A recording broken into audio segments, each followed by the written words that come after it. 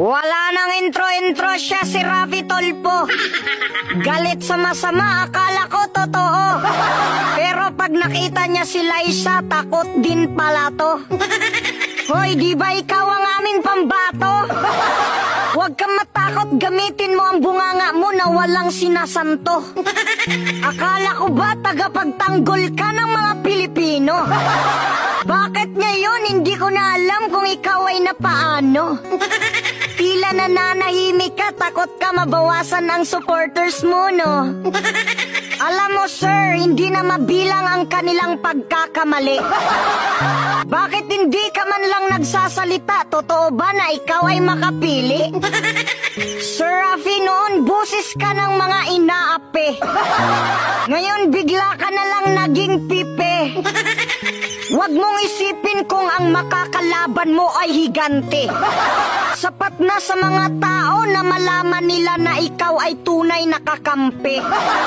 Kaysa umasa sila sa mga tulog na parang sa umaga di pa nakahigop ng kape.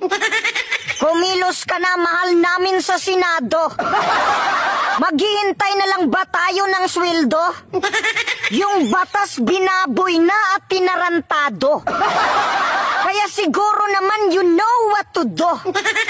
Yung mga hindi pulis, bawal magsuot ng uniforme, nasa seksyon yan nakasaad. Kapag simpleng mamamayan ang gumawa niyan, kulong kaagad.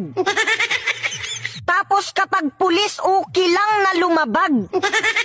Wow, ang galing nyo, wala kayong katulad. Mga sir, hindi ko sinasabi na pagdating sa batas kayo ay magpapiling inyo. Pero sa dinami-dami ninyo, wala man lang ni isang nagtatanong sa inyo. Tingnan ninyo yung bayan natin ngayon, sobrang mahal na ng mga presyo. Dahil yan sa mataas na tax revenue. Kaya dapat bawasan ang buwis at bawasan ang inyong sweldo. Kasi wala naman kayong mga silbi, yung politika ginagawa nyo na lang negosyo.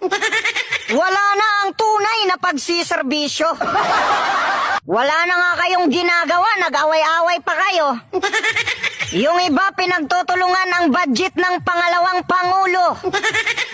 Hindi ko alam kung mabait o may saltik sa ulo. Kunting budget ni BP, panay kayo reklamo. Pero mabait naman kayo sa inyong amo. Ayaw bigyan ng budget si BP, tapos kapag walang proyekto, sasabihin ninyo, ay, walang kwintang tao. Milyon lang ang budget ni BP, pero tumutulong sa national security, pero sekreto. Kayo, bilyon ang budget nyo, ano ang nagawa nyo? Tapos may mga vlogger pa, kung makapagsalita kay BP, parang mga walang mudo. Sobrang sakit magsalita, para ka talagang tinamaan ng judo. Nanghuhusga kahit hindi sigurado. Kayong mga vlogger kayo, pag ako ang sumampal sa inyo, lahat kayo dismayado. Shiminit, sino ang tunay na pusit? Pagtingin mo sa panlabas, parang napakalinis.